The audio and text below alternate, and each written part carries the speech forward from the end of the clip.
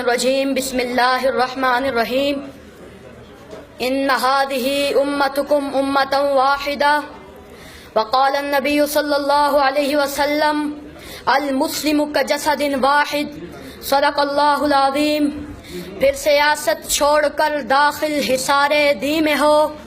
پھر سیاست چھوڑ کر داخل حصار دی میں ہو، ملک و دولت ہے فقط حفظ حرم کا ایک ثمر، ایک ہوں مسلم حرم کی پاسبانی کے لیے، نیل کے ساحل سے لے کر تاب خاک کاشغر۔ صدر محترم ذی وقار مہمان خصوصی اور معزز سامعین کرام، یہ بات روز روشن کی طرح آیا ہے کہ عالم اسلام کسی ایک خطہ میں محدود نہیں، بلکہ اس کے پرستار ہر بر اعظم میں زندگی بسر کرتے نظر آتے ہیں۔ بالخصوص بر اعظم ایشیا اور افریقہ میں مسلمانوں کی تعداد کروڑوں میں ہے، اور کم و بیش 55 ملکوں پر مسلمانوں کی آزاد اور خود مختار حکومتیں ہیں، جن میں توحید و رسالت کے پرستاروں کی تعداد 1.5 ارب نفوس سے بھی زائد ہے۔ گویا اس کرۂ ارض کا ہر چھٹا آدمی دین اسلام کا پیروکار ہے، مگر مقام صد افسوس یہ ہے کہ امت مسلمہ میں فکر و نظر کی وحدت کا فقدان ہے اور مرکزیت کی شدید کمی ہے۔ ہم آہنگی اور یکجہتی نہ ہونے کے برابر ہے۔ ہر ملک ذاتی اور علاقائی مفاد کا اسیر ہے۔ رنگ و نسل عرب و عجم کے بت گاڑ دیے گئے ہیں، جس کی وجہ سے مسلمان زوال اور انحطاط کا شکار ہے۔ اقبال نے مسلمانوں کی ذلت اور پستی کو دیکھا اور تاریخ کے اوراق کو کھنگالا۔ اقبال اپنی آنکھ سے اسپین کی بدحالی کو دیکھا، قرطبہ کو دیکھا، قرطبہ کی جامع مسجد کا گھوڑوں کا استبل بنا ہوا دیکھا، غرناطہ کو دیکھا تو تڑپ کر کہا غرناطہ بھی دیکھا میری آنکھ نے لیکن، غرناطہ بھی دیکھا میری آنکھ نے لیکن، تسکین مسافر نہ سفر میں نہ حضر میں، دیکھا بھی دکھایا بھی سنایا بھی سنا بھی، دیکھا بھی دکھایا بھی سنایا بھی سنا بھی، ہے دل کی تسلی نہ نظر میں نہ خبر میں۔ جناب صاحب،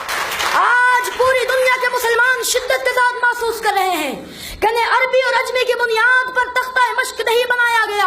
ان کے خلاف لسانی اور علاقائی بنیادوں پر جنگ نہیں کی جا رہی، بلکہ یہ ساری فوج کشیاں، یہ بحری بیڑے، یہ ڈیزی کٹر، یہ فاسفورس بموں کی برسات، یہ گوانتانامو بے اور ابو غریب جیل کی سزائیں صرف اور صرف اس لیے ہے کہ ہم مسلمان ہیں اور لا الہ الا اللہ پڑھنے والے ہیں۔ مسلمانوں کو غلام بنانے کے لیے یہ سب کچھ کیا جا رہا ہے، لیکن مسلمان مزاحمت کرتے ہوئے کہتے ہیں ہری ہے شاخ تمنا ابھی جلی تو نہیں، دبی ہے آگے جگر مگر بجھی تو نہیں، جفا کی تیغ سے گردن وفا شارہ کی کٹی ہے برسر میدان مگر جھکی تو نہیں۔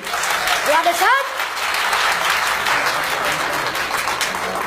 تاریخ ہمیں یہ بتاتی ہے کہ جب بھی مسلمان متحد ہوئے تو انہوں نے اپنے سے کئی گنا بڑے دشمن کو شکست فاش دی ہے۔ غزوہ بدر میں 313 نے 1000 کو شکست دی، غزوہ خندق میں 3000 نے 10,000 کو شکست دی، غزوہ موتا میں 30,000 نے 1.5 لاکھ کو شکست دی۔ ہر دور میں مسلم امت کے اتحاد نے فتح کا پرچم گاڑا ہے۔ وہ دور حضرت عمر کا ہو یا وہ دور محمد بن قاسم کا ہو یا وہ دور صلاح الدین ایوبی کا ہو یا وہ دور طارق بن زیاد کا ہو، جن کے بارے میں اقبال تڑپ کر گرج کر کہتے ہیں جلا ڈالی تھی تم نے کشتیاں اندلس کے ساحل پر، مسلمان پھر تیری تاریخ دوران کا وقت آیا، چلے تھے 313 جہاں سے تم مسلمان ہو، انہی ماضی کی راہوں پر پلٹ جانے کا وقت آیا۔